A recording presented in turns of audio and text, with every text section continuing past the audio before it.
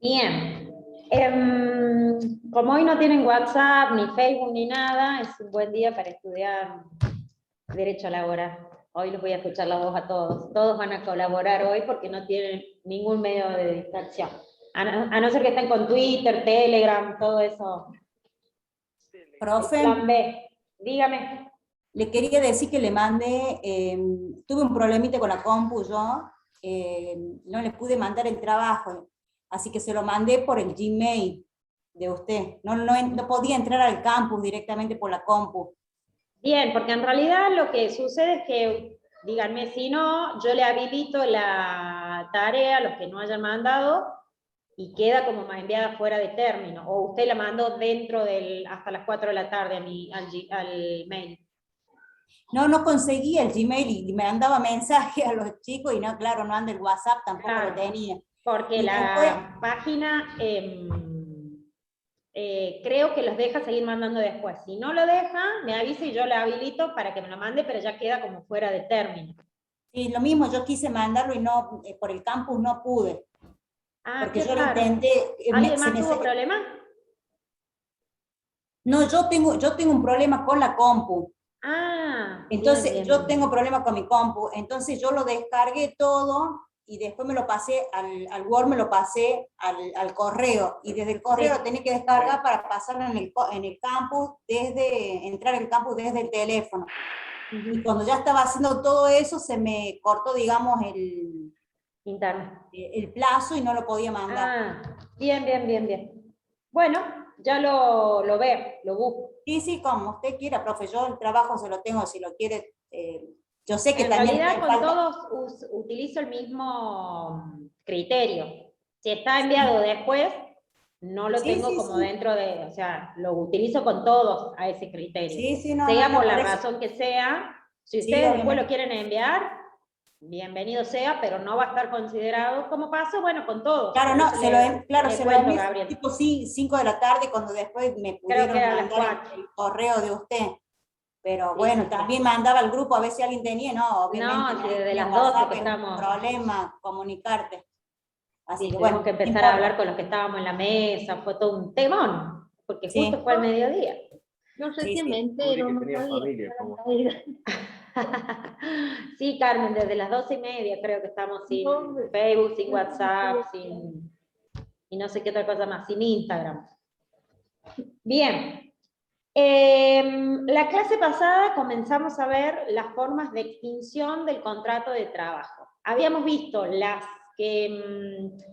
causales que no dependían de la voluntad del empleador, las causales que generaban el despido que tampoco incluían la voluntad del trabajador, y habíamos comenzado a ver en las que participaba la voluntad del trabajador, en las que sí había voluntad de terminar.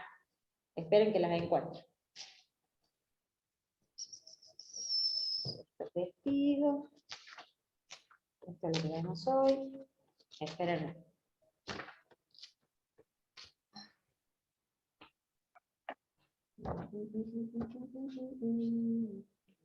Recuerden que la actividad del fin de semana la vamos a analizar el miércoles, porque yo hoy les doy lo que es despido, voy a cargar 3 fallos de despido, cada uno en su grupo, ya saben, como no hemos manejado con los otros fallos, cada uno ya sabe si es del grupo 1, 2 o 3, no me hagan escribir todos los apellidos, y la próxima clase analizamos la tarea y los fallos. ¿Sí? Solamente eso vamos a hacer la clase que viene. ¿Hay alguien que todavía no tenga grupo? Todos tienen un grupo, digamos, de grupo de fallos. Todos tienen grupo, ¿verdad? Sí. Bueno, Sí. espérenme que encuentre el distintas formas de extinción. Aquí. 2:41. Bueno, ahora sí. Entonces, habíamos comenzado a ver la extinción por voluntad del trabajador. Díganme si estoy perdido o verás. Y no recuerdo si hablamos o no de la renuncia. ¿Hablamos de la renuncia? No, profe. No, bien. Entonces profe. íbamos a hablar hoy. Listo. Entonces vemos. Las formas de extinción por voluntad del trabajador son despido indirecto, que lo vamos a ver dentro de un ratito cuando veamos despido, por renuncia o por abandono de trabajo. La renuncia, nosotros ya habíamos visto algo de esto al principio del curso, cuando hablábamos justamente del principio de irrenunciabilidad. Y cuando hablábamos de este principio de irrenunciabilidad, ¿qué es lo que determinábamos? ¿Qué habíamos dicho?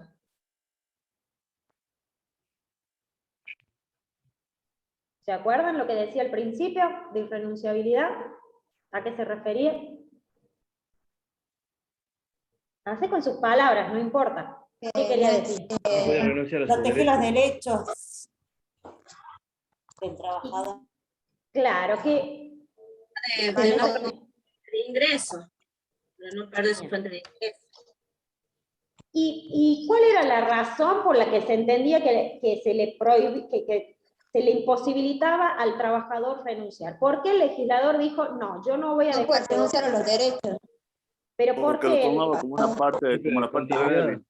Exactamente. Entonces el principio de renunciabilidad tiene que ver con el rol de desventaja que tiene el trabajador en la relación laboral. Entonces, ante esta situación desfavorable por un montón de factores, entre, digamos, el mayor tiene que ver con la cuestión económica, que por someterse, se puede llegar a someter a distintas circunstancias que significan renuncias de derechos o beneficios para poder continuar con la relación laboral y para poder seguir percibiendo una remuneración, tal vez se termina sometiendo a situaciones injustas. Entonces, el principio de renunciabilidad decía, voy a entender que vos nunca vas a renunciar, a no ser que se den las circunstancias, o que esa renuncia sea según lo establezca la misma ley. ¿Sí? Y lo habíamos leído, pero lo vamos a volver a leer. Alguien que lea el artículo 240 de la Ley de Contrato de Trabajo. Voy, profe. Bueno.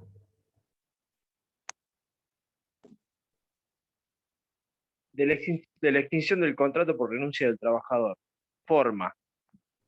La extinción del contrato de trabajo por renuncia del trabajador, medie o no preaviso, como requisito para su validez, deberá formalizarse mediante despacho telegráfico colacionado o cursado personalmente por el trabajador a su empleador o ante la autoridad administrativa del trabajo. Los despachos telegráficos serán expedidos por las oficinas de correo de forma gratuita, requiriéndose la presencia personal del remitente y la justificación de su identidad. Cuando la renuncia se formalizara ante la autoridad administrativa, esta dará inmediata comunicación de la misma al empleador, siendo ello suficiente a los fines del artículo 235 de esta ley.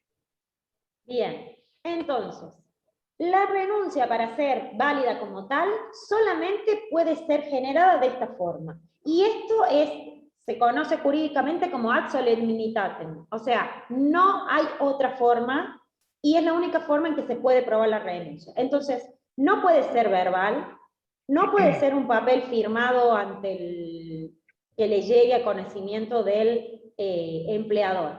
Tiene que ser por medio de telegrama ley, carta documento. El juez también acepta una carta documento si no es el telegrama ley, que son siempre, recuerden, gratuitos para el trabajador en el correo oficial, en este caso el correo argentino. Siempre escrito. Siempre, eso iba a decir, siempre escrito, es unilateral y recepticio, es decir, comienzan los efectos desde el momento en que llega a la esfera del empleador. No requiere la conformidad del empleador. Desde el momento en que se libró la renuncia y en cuanto llegue a la esfera del empleador, comienzan los efectos. Por el hecho de la renuncia, se extingue la relación laboral y es un medio que entiende que no es por culpa del empleador, sino que el trabajador está renunciando por cuestiones subjetivas, que no tienen que ver con sentirse injuriado, ni por algún hecho del empleador. ¿Estamos? Sí. Eso entonces respecto a la renuncia. La renuncia no genera ningún tipo de indemnización, pero sí va a tener derecho al pago de, no me sale la palabra, a los conceptos que sí o sí se abonan al terminar una relación laboral, que son el proporcional de vacaciones, el proporcional de SAC, y los y los días trabajados hasta el día de la renuncia. ¿Sí? Eso sí tienen que pagar, pero no bajo el concepto de indemnización. ¿Estamos? Sí, profe. Estos tres conceptos se abonan siempre, sea cual fuera la forma de extinción del contrato de trabajo. Vamos a otra forma, entonces dijimos despido indirecto, renuncia, y la tercera es el abandono de trabajo. Y vamos a leer, alguien que lea, que no sea Javier, que ya lo leyó, el artículo 244.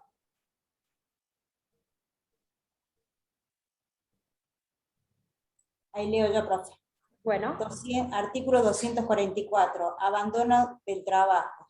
El abandono del trabajo como acto de incumplimiento del trabajador solo se configurará previa constitución en mora, mediante intimación hecha en forma fehaciente a que se reintegra el trabajo, por el plazo que imponga las modalidades que resulten en cada caso.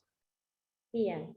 Entonces, lo que ocurre acá es que por una actitud del trabajador que resulta injustificada e intempestiva, no se presenta al lugar de trabajo. Entonces, el empleador debe intimarlo a que se presente a su lugar de trabajo. En general, los plazos que se utilizan son de 24 o de 48 horas.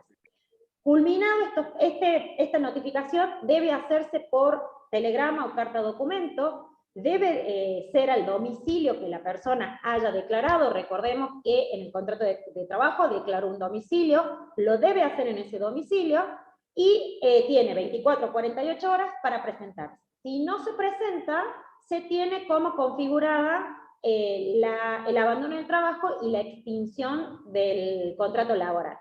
Profe, En general, sí. disculpe, ¿puede pasar que en ese tiempo, en ese lapso, cruce el telegrama de renuncia y la intimación?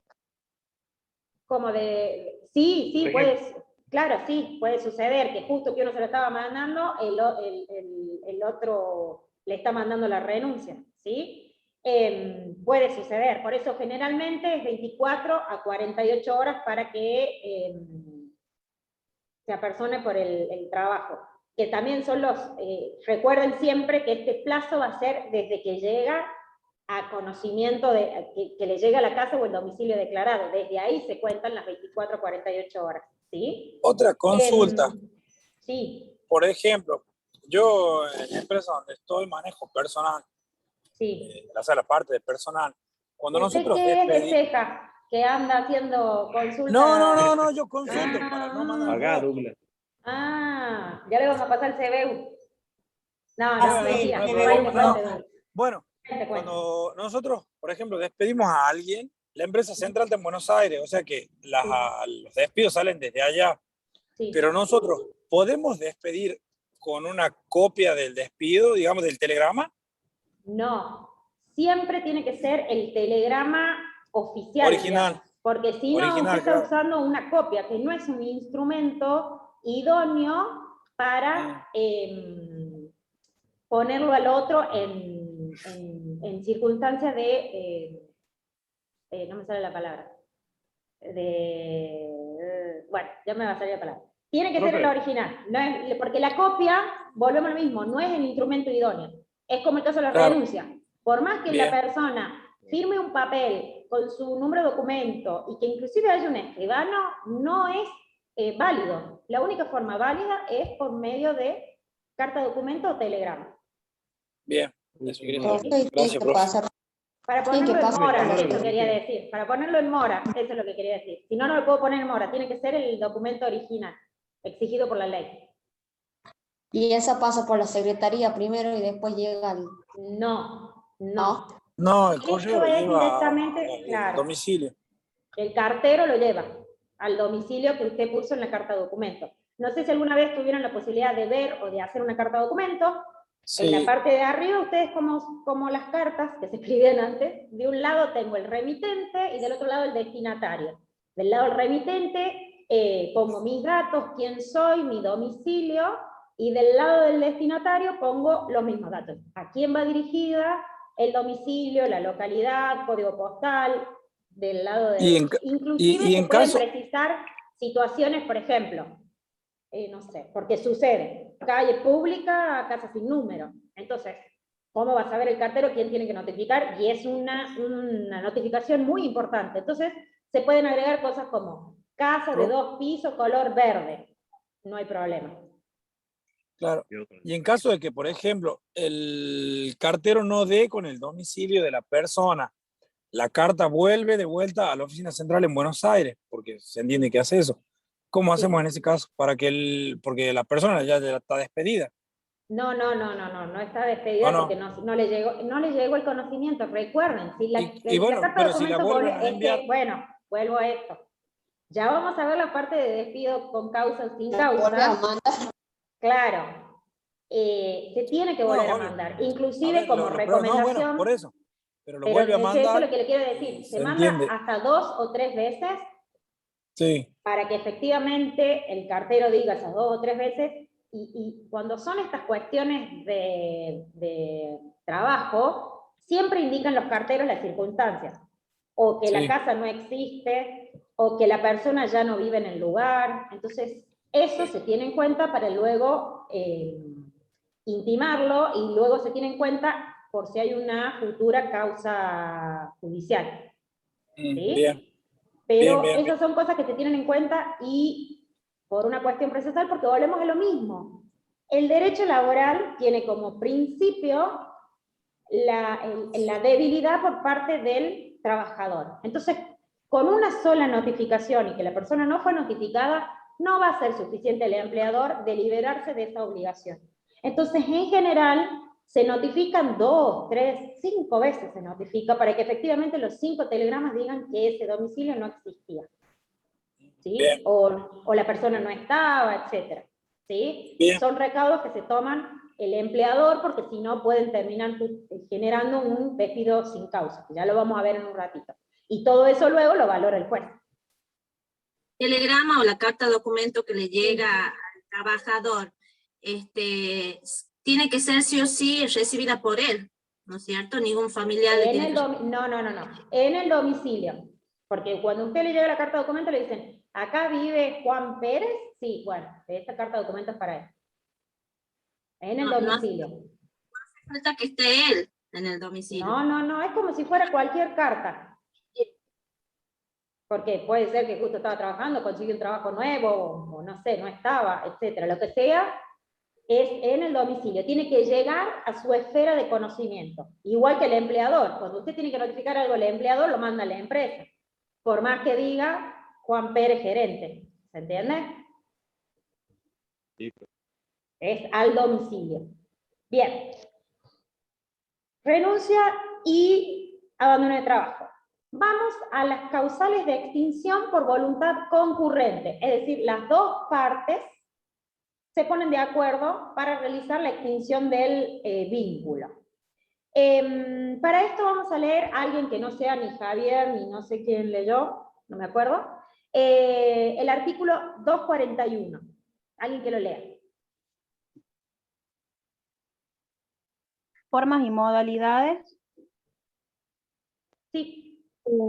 Las partes, por mutuo acuerdo, podrán extinguir el contrato de trabajo. El acto deberá formalizarse mediante escritura pública o ante la autoridad judicial o administrativa de trabajo.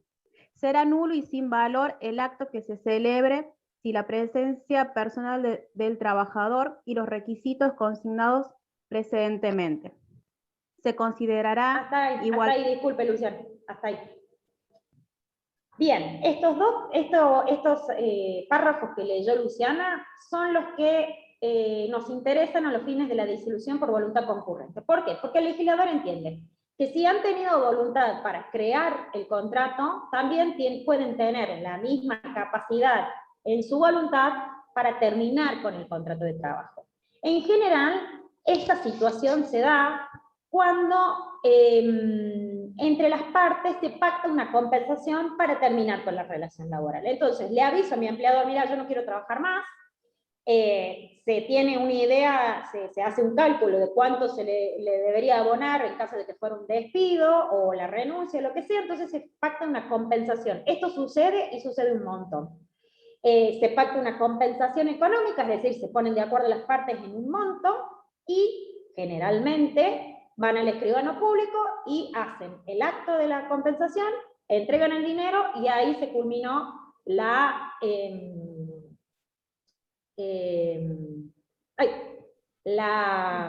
relación laboral. Ahí está, no salió el término. Por eso decimos que se lo tiene como una especie de conciliación entre las partes. Inclusive puede haber habido antes un cruce de telegramas, es decir, me considero despedido, usted está despedido o no despedido, las partes llegan a un acuerdo. Este acuerdo se puede hacer, como les dije, ante escribano público, en donde debe estar presente el trabajador. ¿Por qué digo esto? Porque, como les decía recién, esta conciliación en general se da una vez que ha comenzado el intercambio de telegramas. Entonces ya hay abogados de por medio, ¿sí? Tanto de la parte empleadora como del trabajador. Pero bajo ningún punto de vista el trabajador puede ser reemplazado por su abogado en esta conciliación que se haga, por ejemplo, en un escribano público. El trabajador debe estar presente, de lo contrario, ese acto es nulo. También se puede hacer, este acto sí se puede hacer ante la autoridad administrativa laboral, es decir, también se puede hacer en Secretaría de Trabajo, porque allí también hay abogados que representan al trabajador y que lo asesoran, y se pacta esta conciliación, ¿sí? Entonces, esa es la causal por voluntad concurrente. Y la segunda causal de voluntad concurrente es cuando efectivamente hay un vencimiento del plazo, en el caso de la modalidad de contratos por plazo cierto, y cuando dijimos culmina la obra o la finalización de obra en el caso de las modalidades que se hayan pactado de esta forma. ¿Sí? Eso entonces en cuanto a extinción del contrato de trabajo. Vamos a pasar ahora al despido. Antes de comenzar a desarrollar lo que tiene que ver con el despido, es importante que hablemos de la estabilidad del trabajo. Espérenme 2 segundos que marqué la hoja y ahora no la encuentro. La estabilidad en el empleo. ¿Por qué? Porque la Constitución Nacional, creo que lo hablamos en las primeras unidades, ya no lo recuerdo, indica que se protege al trabajador contra el despido arbitrario, ¿sí? Sin embargo, esta cuestión de protegerlo de esta forma de despido no significa que le esté brindando al trabajador lo que conocemos como estabilidad propia. La estabilidad propia se da cuando las normas prevén la imposibilidad jurídica de extinguir la relación laboral sin causa, ¿sí? Entonces, no va a poder extinguir la relación si no tiene una causa, y debe reincorporar al trabajador en caso de que ésta no exista. Este tipo de estabilidad se da respecto a los empleados públicos, por ejemplo. ¿Por qué? Porque para poder despedirlo, los empleados públicos, en cualquiera de sus esferas, municipal, provincial o nacional, tienen este tipo de estabilidad. Entonces, para poder ser despedidos, solo podrán hacerlo mediante una causa justificada que deberá probarse o establecerse mediante un proceso que se denomina sumario administrativo, ¿sí? Pero no puede el Estado a una persona que está nombrada en planta despedirlo sin una razón justificada, sin un proceso administrativo. Distinto es el caso de quienes tienen relación de dependencia de forma privada y las contempladas por la Ley de Contrato de Trabajo. ¿Por qué? Porque en estos casos se da la estabilidad impropia, es decir, el trabajador, el empleador, disculpen, puede despedirlo sin causa, pero en caso de que lo haga, deberá abonar las indemnizaciones correspondientes, ¿sí? Entonces, pregunta, ¿El empleador puede levantarse mañana y decir, no quiero que Ludmila esté más en mi planta de trabajadores? Sí. ¿Tiene que tener una razón? No. Se levantó y dijo, hoy no tengo ganas de ver a Ludmila sentada en el escritorio, así que la voy a despedir. No tiene que darme ningún tipo de justificación, es un despido sin causa. Lo que sí va a suceder es que me va a tener que indemnizar. Esta cuestión de que ha previsto el legislador de generar indemnizaciones a favor del trabajador es justamente para disuadirlo al empleador de que realice estos despidos, ¿sí? Entonces tiene que abonar, si me quiere despedir, y esto en teoría debería generar que no lo quiera hacer porque le va a generar una cuestión económica. ¿Estamos? En su momento, profe, cuando estuvo el 2x1, no sé. No, pero eso era en cuestión penal, chicos. Sí. No me mezcle porque empezamos. Ya vamos a hablar de lo que está sucediendo actualmente con el despido, porque hay algo, vamos a ver si leen las noticias y vamos a ver. Ya cuando lleguemos a esa parte vamos a leer de algo que está pasando actualmente con los despidos. Bien, eso entonces para que ustedes tengan en cuenta cuando hablamos de estabilidad y cómo es la situación en Argentina. El empleador no necesita una causa para despedirlo. Lo único que necesita es dinero, ¿sí? Porque si lo quiere despedir sin una causa, va a necesitar plata. ¿Estamos?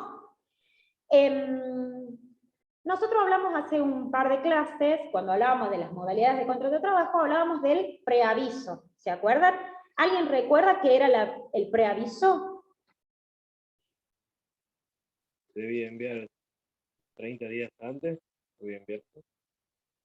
¿Pero qué significaba? ¿Qué era el preaviso? ¿Para qué lo utilizamos? Para que el trabajador pueda informarse de que va a ser desvinculado y para que vaya buscando otro trabajo también. Perfecto, es exactamente eso el preaviso. Es una obligación por medio de la cual el trabajador, en primer término, va a conocer que su relación no va a continuar, su relación laboral, y que tenga la posibilidad de buscar otro trabajo, y que tiene que ver con esta protección que la legislación hace de que el trabajador no termine con su fuente laboral y con su fuente alimentaria de forma intempestiva y pueda tener un plan para continuar percibiendo una remuneración, ¿sí? Respecto de los plazos, hay que tener en cuenta el tipo de contrato que se esté celebrando. Recordemos nosotros que teníamos la posibilidad de, en los contratos de plazo indeterminados, el periodo de los primeros 3 meses, ¿cómo se llamaba? Periodo de prueba. Bien, bien. Entonces, en los contratos de periodo de prueba, recuerden que entonces es el paso previo de un contrato que va a terminar como indeterminado, porque es en el único tipo de contrato que se puede dar esta situación, ¿sí? Bien. Si yo veo que no voy a continuar con esta persona, puedo tener la antelación que yo quiera, pero el mínimo es de 15 días, ¿sí? Entonces, hasta 15 días antes que culminen estos 3 meses, yo le aviso al trabajador que voy a terminar con la relación. En el resto de los contratos, en los contratos de tiempo indeterminado, digamos que ya ha pasado este periodo de prueba, hay que tener en cuenta la antigüedad del trabajador. Si el trabajador tiene una antigüedad de menos de 5 años, el tiempo mínimo de preaviso es de 1 mes. Y en los trabajadores con más de 5 años, el tiempo mínimo es de 2 meses. La pregunta es, ¿puede el empleador despedirme sin preavisarme? ¿Ustedes qué piensan? Sí. Sí. Puede despedirme siempre. Exactamente. En caso de que el empleador despida sin preavisar, lo que va a suceder es que se va a sumar una indemnización a todas las otras que me pueda deber, y es la de sustitutiva del preaviso. Se llama así, indemnización sustitutiva del preaviso. A ver, vamos a leer el artículo. ¿Cómo? Me habrán echado, ¿no? Ah, ¿ya te han echado de esa forma? No muchas veces. Bueno. No me acuerdo quién era la que hace par de clases hablaba de un tipo de despido, no recuerdo ahora quién. Vamos a leer el artículo 235. Yo, profe. Dale, Alicia. Ah, perdón, creo que vos lo querías leer. No, a mí me despidieron. Me contestaron la carta. Dale yo, profe. Bueno, dale, Florencia. Artículo 235, prueba. La notificación del preaviso deberá aprobarse por escrito. Bien, entonces, volvemos a lo mismo. Para que sea válido que le notifique y que la persona estaba avisada, solamente se puede probar por escrito. Es una declaración unilateral de voluntad recepticia, se llama así. Es una declaración de voluntad, no quiero que sigas estando en mi plantel de trabajadores, recepticia. La debe recibir, ¿sí? ¿Qué otra cosa le iba a decir a esto? Bueno, ya dijimos entonces que el 237, Florencia, ¿puedes leer? Sí.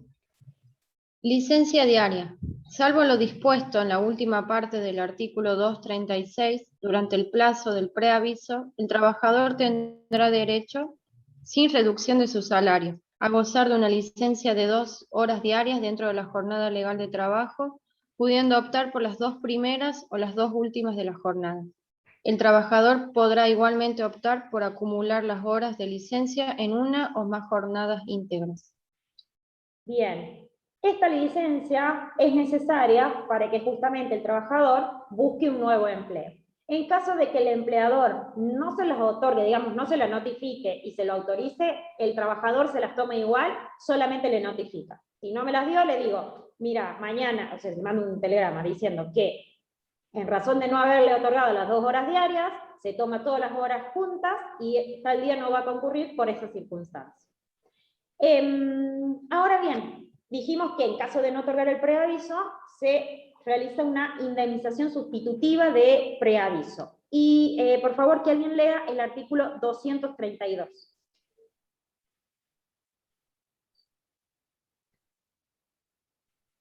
El que quiera. Indemnización sustitutiva. Sí. La parte que el preaviso o lo otorgue de modo insuficiente deberá abonar a otra una indemnización sustitutiva equivalente a la remuneración que correspondería al trabajador durante los plazos señalados en el artículo 231. Bien. La cantidad de esta indemnización tiene que ver con esto que decíamos, que si es un empleado de menos de 5 años, como lo debía preavisar por un mes y no lo preavisó, le va a deber una indemnización equivalente a un mes. Y si era un trabajador que lo debía preavisar por 2 meses y no lo realizó, lo va a indemnizar con el valor de 2 meses. Hay que tener en cuenta que la base de cálculo que se utiliza para este tipo para las indemnizaciones son, para este caso de indemnización, disculpen, es la de la indemnización sin los conceptos no remunerativos. ¿Se acuerdan que lo vimos las clases pasadas? ¿Cuál era, por ejemplo, un concepto no remunerativo? Lo hicieron de tarea también. Beneficios. Beneficios sociales. Los beneficios sociales. Y algo que hay que tener en cuenta es que la indemnización sustitutiva tiene carácter indemnizatorio, no es remuneración. Por lo tanto, no está sujeta a aportes jubilatorios, ese monto, ni a aportes jubilatorios, ni a obras sociales, ni a aportes gremiales. Como ¿sí? sería un bruto, digamos. Exactamente. Bien. Asimismo, le va a deber la indemnización del preaviso y en su caso deberá pagar también la integración del mes de despido. ¿Sí? Esto no sucede si la persona fue preavisada. Eso es lo que les quería decir. No le va a deber la integración del mes de despido. Vamos con el despido en sí mismo. El despido es, como venimos desarrollando, es una forma de extinción del contrato de trabajo. Va a surgir de la voluntad de una de las partes hablamos de despido directo cuando es generado por el empleador y se denomina despido indirecto cuando es generado por el trabajador. Esta situación extingue el contrato de trabajo y en principio es de tipo informal. ¿Por qué? Porque se puede manifestar de forma verbal o por escrito. Recordemos que si el despido va a ser con preaviso, en ese caso sí o sí debe ser mediante la forma escrita. Al igual que en caso de despido con causa, sí o sí tiene que ser por escrito. En los demás casos puede ser de forma verbal. Dentro del directo, es decir, del despido que es causado por el empleador, vamos a tener dos formas: el despido con causa y el despido sin causa. Y el despido indirecto es cuando el trabajador se siente injuriado, que es una sola forma, una sola clasificación, digamos. Esta clasificación que le estoy dando, vuelvo a lo mismo, es una clasificación que utilizan la mayoría de los doctrinarios y de los que desarrollan el tema del despido. Ustedes pueden encontrar otras clasificaciones, ¿sí? Pero en general todas nacen o tienen diferentes diversificaciones de esta misma clasificación, ¿sí? En el despido sin causa, o también se llama incausado, el empleador no necesita invocar ninguna causa. Lo que le va a generar al trabajador es el derecho a percibir la indemnización por antigüedad, la indemnización sustitutiva del preaviso, la integración del mes de despido y algún tipo de indemnización extra según el caso en particular.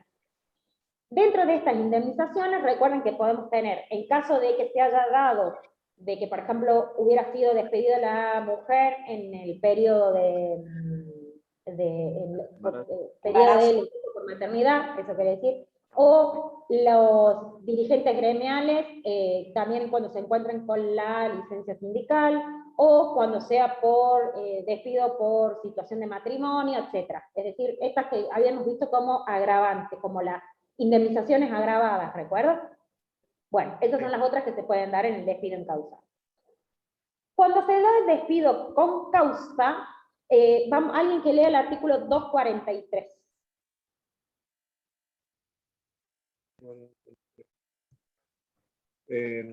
Comunicación, invariabilidad de la causa de despido. El despido por justa causa dispuesto por el empleador como la denuncia del contrato de trabajo fundada en justa causa que hiciera el trabajador. Deberá, perdón, profe, creo que leí malísimamente. El despido por justa causa dispuesto por el empleador como la denuncia del contrato de trabajo fundada en justa causa que hiciera el trabajador deberá comunicarse por escrito, con expresión suficientemente clara de los motivos en que se funda la ruptura del contrato. Ante la demanda que proviniere de parte interesada, no se admitirá la modificación de la causal de despido consignada en las comunicaciones antes referidas. Bien, entonces, debe ser notificada de forma escrita, con motivación suficientemente clara. Esto quiere decir que no puede invocar una causal genérica, sino que tiene que determinar la razón por la cual lo está despidiendo y se genera esto de la inalterabilidad. Es decir, por la causa que yo estoy manifestando en el telegrama, debe ser la causa que después sea la que invoco en el juicio laboral. No puedo ampliar la causa ni especificar la causa, no. Por eso es muy importante el telegrama en los casos de despido con causa. Si el empleador demuestra que efectivamente era una causa suficiente, motivada y clara, no deberá pagar ningún tipo de indemnización al trabajador. Si por el contrario, invoca una causal genérica, no está suficientemente especificada y no la puede probar, deberá pagarle la indemnización como si fuera un caso de despido sin causa. ¿Sí? Por otro lado, y en el tercer lugar, tenemos el despido indirecto. El despido indirecto es cuando el trabajador determina o da por terminada la relación laboral por un incumplimiento de la patronal. Al generar este incumplimiento de la patronal, le genera una injuria que para el trabajador que considera de suficiente gravedad para impedir la continuación del contrato. El trabajador debe notificar a su empleador, especificando igualmente el motivo de forma clara que justifique su decisión. Y en este caso va a ser el trabajador el que va a tener que demostrar la causa invocada para que su empleador le pague todas las indemnizaciones que tienen que ver con el despido sin causa. Para eso vamos a leer el artículo 246.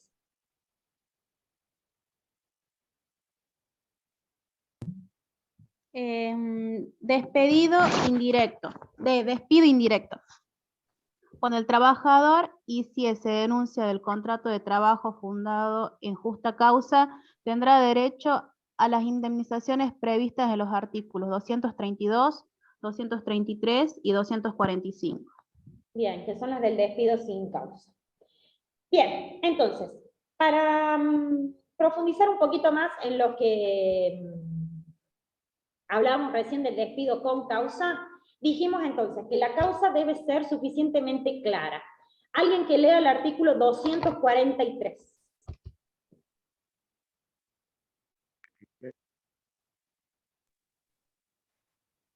¿Puedes repetir, profe, el número, 243. 243. Artículo 243. Comunicación. Invariabilidad de la causa de despido. El despido por justa causa, dispuesto por el empleador, como la denuncia del contrato de trabajo fundada, en justa causa que hiciera el trabajador, deberán comunicarse por escrito, con expresión suficientemente clara de los motivos en que se funda la ruptura del contrato. Ante la demanda que promoviere la parte interesada, no se admitirá la modificación de la causal de despido consignada en las comunicaciones antes referidas. Que era lo mismo que leímos recién, perdón chicos, lo tengo, me doy cuenta que ya lo habíamos leído. Entonces dijimos, no es suficiente, por ejemplo, poner en la carta de documento, despido al señor Juan Pérez por incumplimientos laborales. Esa es una causa genérica. Tampoco se va a aceptar, o sea, las expresiones, despido al señor Juan Pérez por injurias graves. Esas son las causales que se consideran, entre muchas más, que se consideran causales genéricas. No va a ser entonces posible, en caso de demanda judicial, modificar la causa de despido que se consignó en la comunicación, que tiene que ver con lo que dijimos, la invariabilidad de la causa. Solo se podrá invocar y solo se podrá probar la causal que se dijo o que se estipuló en la carta de documento, en el despido. Aunque hubiera habido otra causa y tuviera pruebas de otra causa, si no lo determinó en el intercambio telegráfico, no lo va a poder invocar ni tampoco probar. Bien. Respecto de ¿a qué debemos entender por injuria por parte del empleador? Vamos a leer el artículo 242.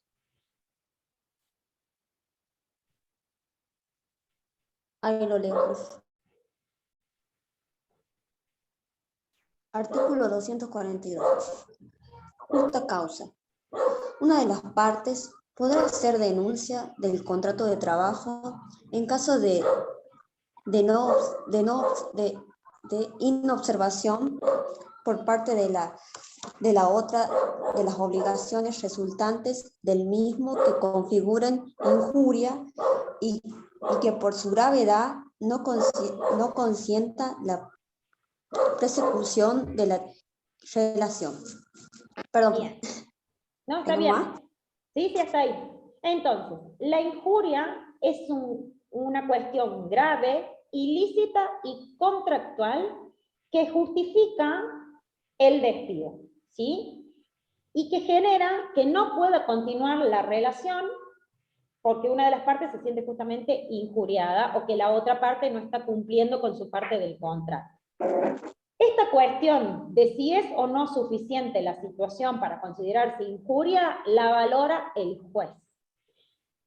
Ahora, el juez tiene pautas para valorar esta injuria, que van a nacer de la ley, del contrato de trabajo y también de las convenciones colectivas respecto del trabajo que se esté tratando puntualmente.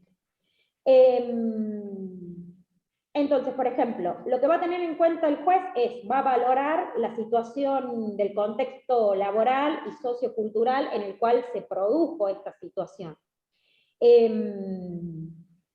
Va a tener en cuenta los hechos anteriores y que estos hechos anteriores hayan sido sancionados, es decir, si la persona había realizado hechos concurrentes y que hayan sido sancionados, es como si fuera un precedente laboral que efectivamente produjo el despido, ¿sí?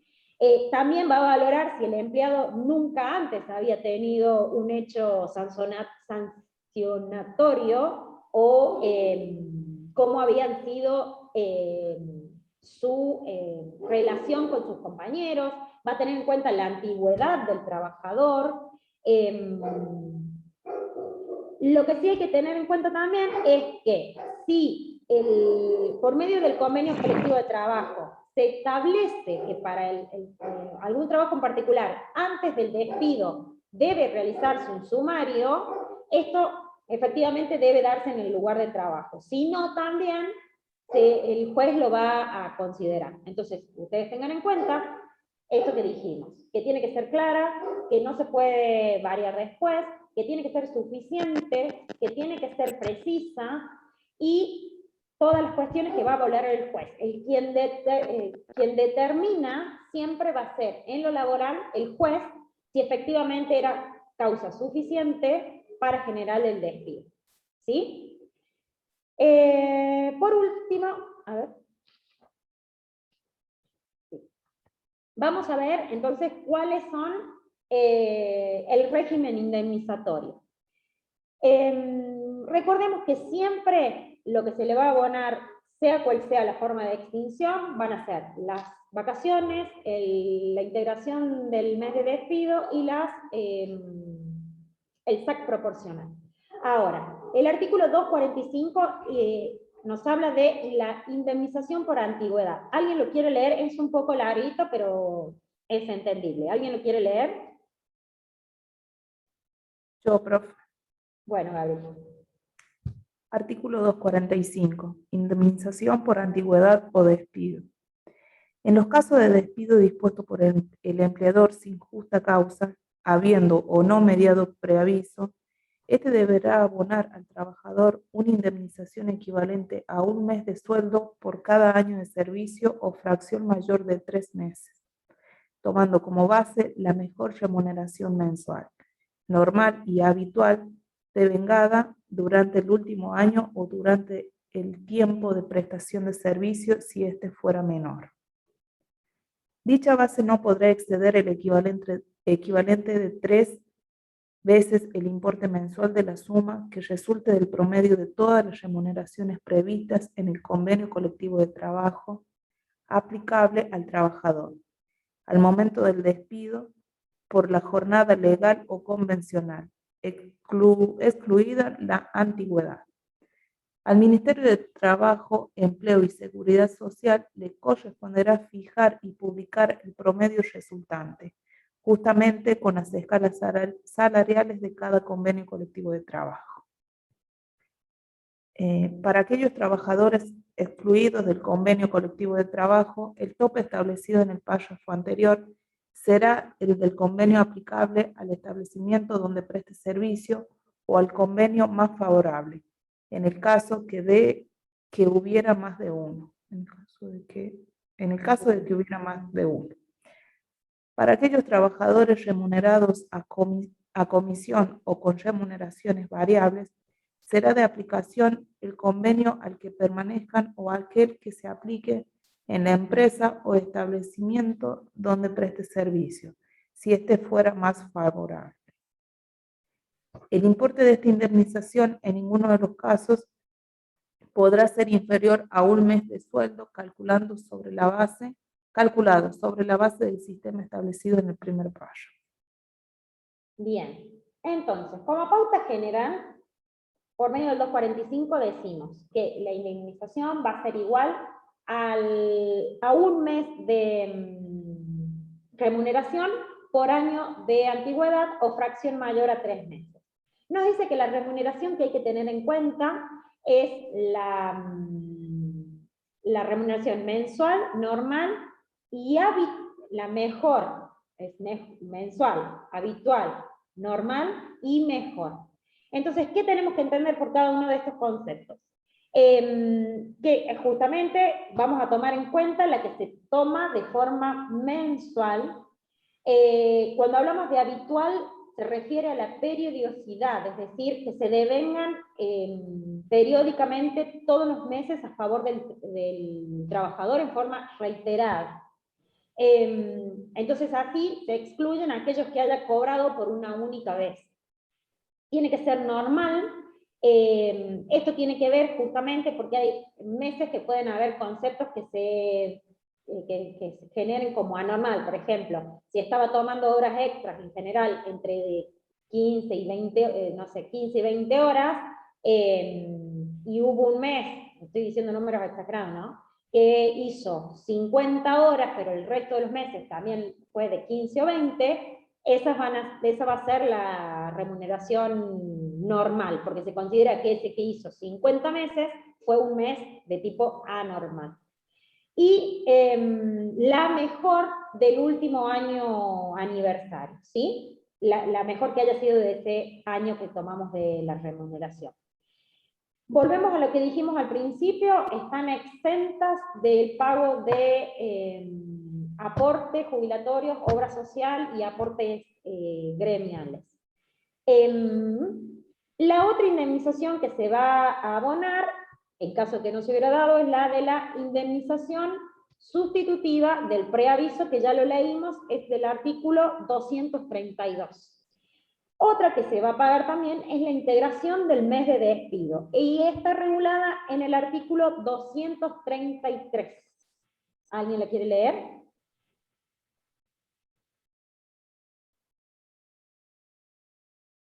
¿Puedes repetir, profe? 233. Comienzo de plazo, integración de la indemnización con los salarios del mes del despido. El segundo párrafo, Gabriel. Bien. Cuando la extinción del contrato de trabajo dispuesta por el empleador se produzca sin preaviso y en fecha que no coincidan con el último día del mes, la indemnización sustitutiva debida al trabajador se integrará con la suma igual a los salarios por los días faltantes hasta el último día del mes en el que se produzca el despido. Bien, hasta ahí. Entonces, tengo indemnización por antigüedad, indemnización por omisión del preaviso, indemnización de la integración del mes de despido, y a su vez me tiene que pagar los días trabajados hasta el despido, entonces se completa el mes. ¿Ven? Cuando no hay preaviso y me despide el 15, me tiene que pagar por los días trabajados hasta el día 14, y desde el día 15 hasta el 30 como indemnización por omisión del preaviso, ¿sí? Y a su vez me tiene que pagar el sueldo proporcional, el SAC proporcional y las vacaciones proporcionales. Y recuerden que a esto se puede sumar cualquier tipo de indemnización de las que conocemos como las agravadas, que eran las del artículo, cada una tiene un artículo en particular. Algo que les quería comentar, no sé si sabían, pero hago al revés la pregunta. ¿Alguien sabe cómo se está manejando esta cuestión de los despidos actualmente en Argentina en razón de la pandemia? ¿Alguien ha leído o escuchado algo? sé que estaban suspendidos o despedir, pero no sé hasta cuándo y cómo. Bien. ¿Alguien más conoce algo o ha escuchado algo? Era doble, creo, la indemnización. Exactamente. Estamos pasando por un periodo que se conoce como la doble indemnización. Todos los despidos que se realicen desde el día hasta el día 31 se extendió el plazo hace unos meses, se extendió el plazo hasta el 31 de diciembre de este año. Para contratos celebrados anterior al 13 de diciembre del 2019, se le va a pagar una doble indemnización de los rubros de indemnización por antigüedad, indemnización de la sustitución del preaviso, la integración del mes de despido y algún otro tipo de indemnización especial. Pero no incluye si hubiera habido algún tipo de indemnización por maternidad, matrimonio o estabilidad gremial. Esta doble indemnización, con esta última modificación que se hizo, tiene un tope de 500.000 pesos. Entonces, si yo por la indemnización, digamos por la primera indemnización, me van a pagar 1.000.000 de pesos, como es doble indemnización, digamos, por indemnización por antigüedad voy a cobrar 1.000.000 de pesos. La doble va a tener el tope de 500.000 pesos, no voy a poder cobrar 1.000.000. Y así todos estos rubros que corresponden a la doble indemnización. Esto se hizo justamente para desalentar, son para los casos de despidos sin causa y despidos por causas económicas o de fuerza mayor. ¿Recuerdan que lo vimos cuando dijimos que es una cuestión que está exenta a la voluntad del empleador? Sin embargo, está dentro de esta cuestión de la doble indemnización. No se aplica a los empleados de la administración pública, ni tampoco para los contratos laborales celebrados luego del 13 de diciembre de 2019. ¿Sí? Entonces se los quería comentar porque se llama así, digamos vulgarmente se lo conoce como doble indemnización, y fue lo que se generó por medio de un decreto presidencial para resguardar los puestos de trabajo, ¿sí? Digamos, para persuadir a los empleadores a que no despidan por causa o por razón de la pandemia a sus empleados. Bien, ¿alguna duda o consulta? Porque con esto terminamos con despidos. No, profe, por ahora no. No, profe. Yo mañana estoy cargando los fallos de despido. Recuerden que si puedo cargarlo ya, lo hago ya. Ya me fijo. Van a ser los mismos grupos que se usó para los fallos que vimos de embarazo. ¿Sí? ¿Se acuerdan que vimos? Se van a usar esos mismos grupos. Entonces yo voy a poner grupo 1, grupo 2, grupo 3, cada uno sabe el grupo. Si no lo saben, me mandan un mensaje así yo les digo.